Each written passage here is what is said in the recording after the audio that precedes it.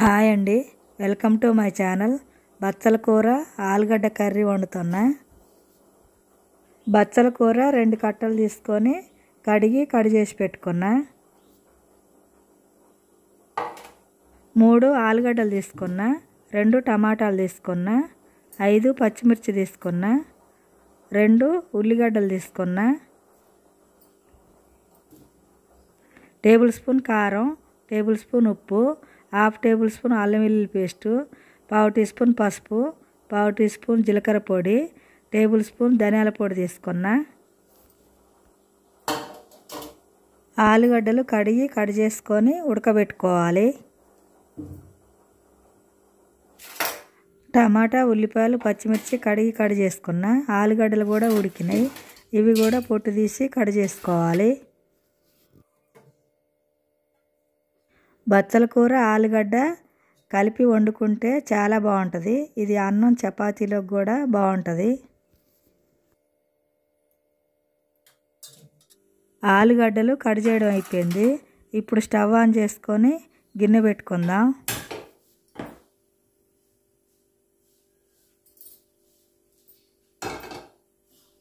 ఇప్పుడు గిన్నెలో 3 టేబుల్ స్పూన్ల ఆయిల్ పోసుకుందాం.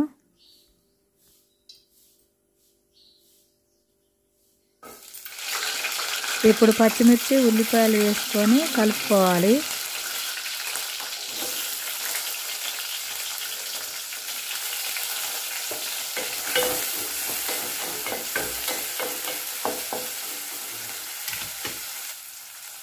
ఇందులోనే అల్లం వెల్లుల్లి పేస్ట్ వేసుకొని కలుపుకోవాలి.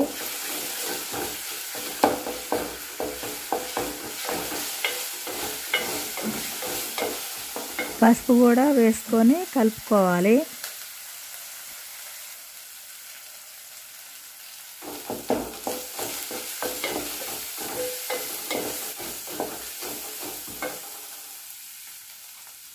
ఇందులోనే టమాటాలు కూడా వేసి అంతా కలిసే వరకు కలుపుకోవాలి.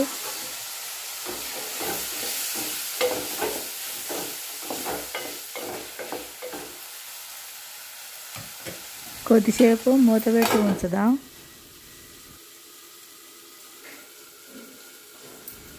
మూత తీసి అడుగంటకుండా కలుపుకోవాలి.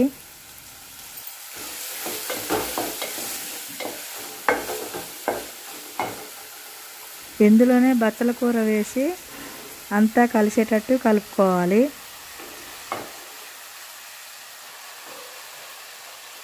బచ్చల కూరలో ఆలుగడ్డలు వేసి వండుతున్నాం కదా, పిల్లలు కూడా ఇష్టంగా తింటారు.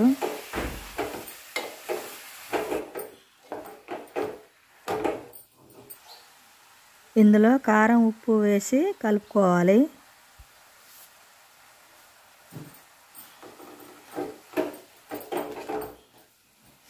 ఉప్పు, కారం వేసాం కదా, బచ్చల కూరలో ఉన్న వాటర్ అంతా ఎలా బయటకు వస్తుందో చూడండి. ఇప్పుడు కొద్దిసేపు మూత పెట్టుకుందాం. మూత తీసి చూద్దాం. చూడండి, బచ్చల కూరలో ఉన్న వాటర్ అంతా బయటకు వచ్చింది. ఇదంతా కలుపుకొని కట్ చేసిన ఆలుగడ్డ ముక్కలు ఉన్నాయి కదా, అవి ఇందులో వేసుకోవాలి.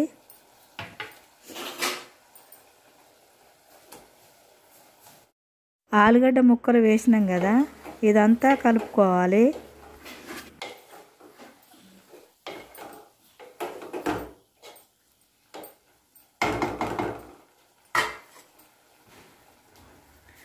ఇందులోనే జీలకర్ర పొడి, ధనియాల పొడి కూడా వేసుకోవాలి.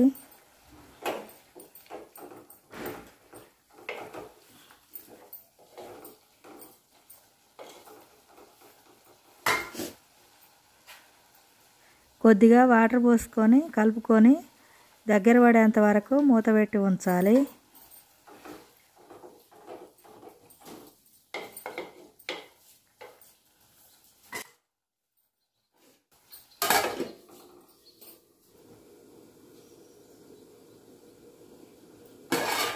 మూత తీసి చూద్దాం. కూర అంతా దగ్గర పడ్డది. కలుపుకొని మూత పెట్టి స్టవ్ ఆఫ్ చేసుకొని దించుకోవాలి.